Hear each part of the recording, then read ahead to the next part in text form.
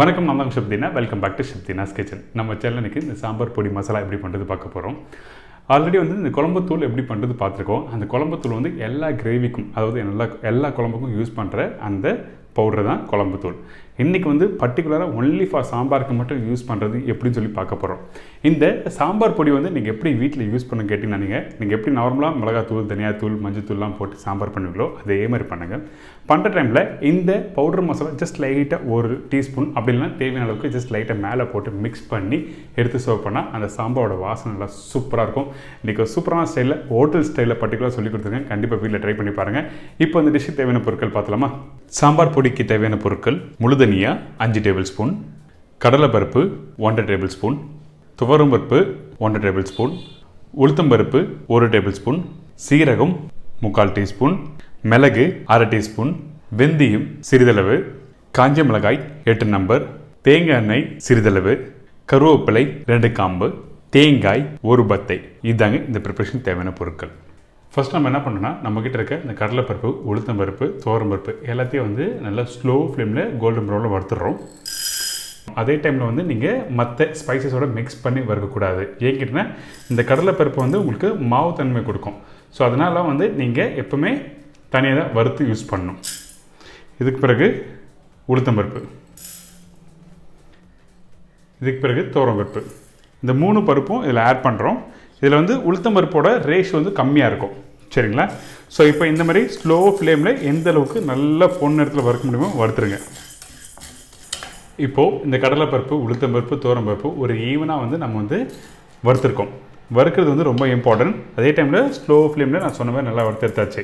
இப்போ நம்ம என்ன பண்ணுறோன்னா, இது அப்படியே ஒரு தட்டில் ட்ரான்ஸ்ஃபர் பண்ணுறோம். இதே பேனில் வந்து நம்ம என்ன பண்ணுறோன்னா, நம்மக்கிட்ட இருக்க இந்த முழு தனியாக ஆட் பண்ணுறேன். இந்த முழு தனியாக குவான்டிட்டி வந்து அதிகமாக இருக்கும். தனியாக லைட்டாக வறுத்து வர டைமில் நம்மக்கிட்ட இருக்க இந்த காஞ்ச மிளகா இதில் ஆட் பண்ண போகிறோம். ஸோ அதனால் இப்போ வந்து தனியாக வந்து ஃபஸ்ட் லைட்டாக வறுத்துடலாம். இப்போ தனியாக போட்ட பிறகு நம்மக்கிட்ட இருக்க இந்த காஞ்ச மிளகா இதில் ஆட் பண்ணுறேன். இந்த காஞ்ச மிளகா வந்து குண்டு மிளகாவோட காரம் வந்து அதிகமாக இருக்கும். இதே நீட்டு மிளகானா காரம் கம்மியாக இருக்கும். அதுக்கேற்ற மாதிரி நீங்கள் வீட்டில் யூஸ் பண்ணிக்கலாம். வெந்தயம், முழுமிளகு, சீரகம், கருவேப்பிலை. பச்சை கருவேப்பிலை ஆல்வேஸ் வந்து உங்களுக்கு வந்து எந்த ஒரு ஸ்பைசஸ் பவுடர் நீங்கள் யூஸ் பண்ணுங்க, அதாவது வறுத்த குழம்பாக இருக்கட்டும், இல்லை வேறு எதுனா பவுடர் மசாலா யூஸ் பண்ணி நீங்கள் ப்ரிப்பரேஷன் பண்ணுறேன்னு அந்த டைமில் பச்சை கருவேப்பிலை ஆட் பண்ணால் ரொம்ப நல்லாயிருக்கும்.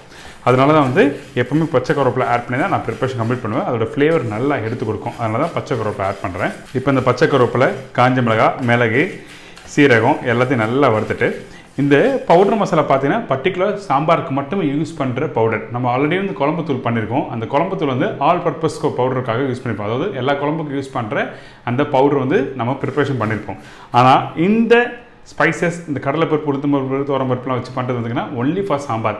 இந்த சாம்பாருக்கு வந்து இந்த பவுடர் மசாலாவை எப்படி யூஸ் பண்ணுறது கேட்டிங்கன்னா, நீங்கள் இந்த ப்ரிப்பரேஷன் நார்மலாக வந்து வீட்டில் குழம்புத்தூள் போட்டிருப்பீங்க. அதாவது மிளகாத்தூள் நம்ம எப்படி அரைக்க சொல்லியிருந்தோம்ல, அந்த மிளகாத்தூள் போட்டு ப்ரிப்பரேஷன் கம்ப்ளீட் பண்ணி, அதாவது அந்த சாம்பார் கொதி வரும் பார்த்தீங்களா, அந்த கொதிச்சு வர்ற டைமில் அந்த டைமில் 2 ஸ்பூனில் 1 ஸ்பூன் அளவுக்கு தேவையான குவான்டிட்டி நீங்கள் ஜஸ்ட் லைட்டாக மேலே ஆட் பண்ணி ஃபினிஷ் பண்ணிங்கன்னா சூப்பரான ஒரு வாசனை இருக்கும். அதனால தான் வந்து இன்றைக்கி வந்து இந்த முழுதனியாக, காஞ்ச மிளகாய், கருவேப்பிலை எல்லாத்தையும் வந்து மிக்ஸ் பண்ணி வறுக்கிறோம். பாருங்கள், இப்போ இந்த முழுதனியாக, காஞ்ச மிளகாய், கருவேப்பிலை நல்லா வறுத்தாச்சு. இப்போ கையில் எடுத்தாலே வந்து அப்படி க்ரஷ் பண்ணால் அந்தளவுக்கு நல்லா வந்து க்ரஷ் ஆகணும். அப்போ தான் வந்து பவுடர் பண்ணுறதுக்கு ஈஸியாக இருக்கும். இப்போ ரெடி ஆகிடுச்சு. இது அப்படியே வந்து இன்னொரு பேனில் ட்ரான்ஸ்ஃபர் பண்ணிடுறோம். அதாவது நம்மக்கிட்ட இருக்க பிளேட்டில் ட்ரான்ஸ்ஃபர் பண்ணிவிட்டு தேங்காவை வறுக்க போகிறோம். தேங்காய் 1 பத்தை ஆட் பண்ணுறோம். இந்த தேங்காய் வந்து 1 பத்தை ஆட் பண்ணுறது நீங்கள் வீட்டில் எத்தனை நாள் ஸ்டோர் பண்ணலாம்னு சொல்லி எல்லாருக்கும் டவுட் இருக்கும். ஸோ தேங்காய் வந்து கோல்டன் ப்ரௌனில் வறுத்தணும் ஃபஸ்ட்டு. அதுக்கு பிறகு தேங்காய் வந்து ஆட் பண்ணுறதுனால அதிகபட்சம் 1 மாதம் வச்சுக்கலாம். நீங்கள் 1 மாதம் வைக்கும்போது கொஞ்சம் லைட்டாக அந்த பவுடர் வந்து கொஞ்சம் தேங்காய் எண்ணெய் ஆட் பண்ணி நல்லா மிக்ஸ் பண்ணி காற்று போகாமல் வச்சிங்கன்னா உங்களுக்கு வந்து 1 மாதம் வச்சு யூஸ் பண்ணும்போது ஒன்றும் ஆகாது. ஃப்ரெஷ் தேங்காய் ஆட் பண்ணியிருக்கேன்.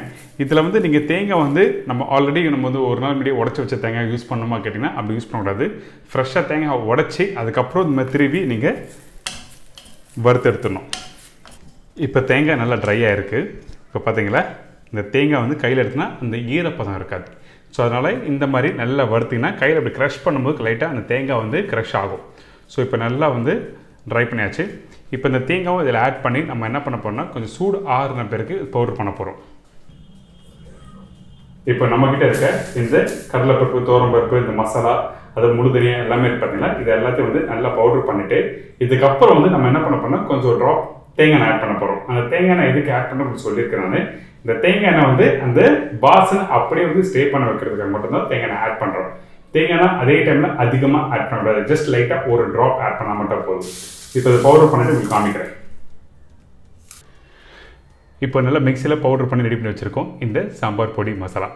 பார்த்தீங்களா நல்லா ஃபைனாக ரெடி பண்ணி வச்சுருக்கேன். அந்தளவுக்கு தேங்காய் நல்லா வறுத்துருக்கும். முக்கியமாக நீங்கள் மிக்சியில் பவுடர் பண்ணி முடித்த பிறகு என்ன பண்ணு கேட்டிங்கன்னா நீங்கள் இந்த மாதிரி ஒரு சின்ன பவுலில் போட்டு சூடு ஆற விட்டுருங்க. அப்படி இல்லைன்னா பேப்பரில் போட்டு சூடு ஆறிடணும். சூடோடு பேக் பண்ணும்போது என்ன ஆகிட்டா உங்களுக்கு வந்து இந்த சின்ன சின்ன பூச்சிலாம் வந்துடும். ஸோ அதனால தான் எப்பவுமே சூடு ஆறின பிறகு நீங்கள் பேக் பண்ணால் உங்களுக்கு வந்து ஒன்றுமே ஆகாது. இந்த பவுடர் வந்து 1 மாதம் நீங்கள் ஸ்டோர் பண்ணலாம்.